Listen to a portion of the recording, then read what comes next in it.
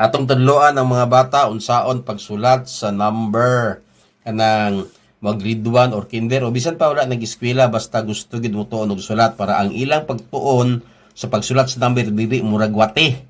Naana siya mga stroke o direksyon. Ang number 1 kani siya inana ra o ang first nga stroke is imo lang ipataas ana 1. Okay, 1. Oy di mo wagi 1. Okay, pataas ha.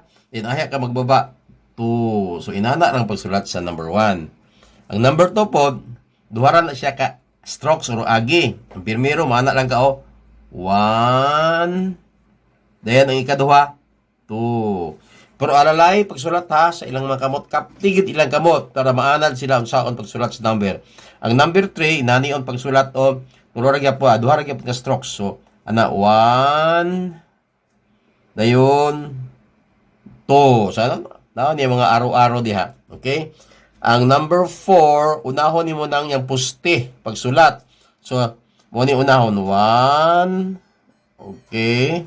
Dayon paghuman 2, ana ang tuko dayon 3. So, unana ra pagsulat sa number 4. Ang number 5, so mo ni siya ang stroke sa number 5. Patras ta una number 1, paghuman. Okay. Pababa na inenta. 2. Okay, 2. Then, ayat ta mag 3 ka ng pinaliko-liko. 3. So, ana ra ang pagsulat sa number 5. Luan na ito mga bata pagtod saon pagsulat.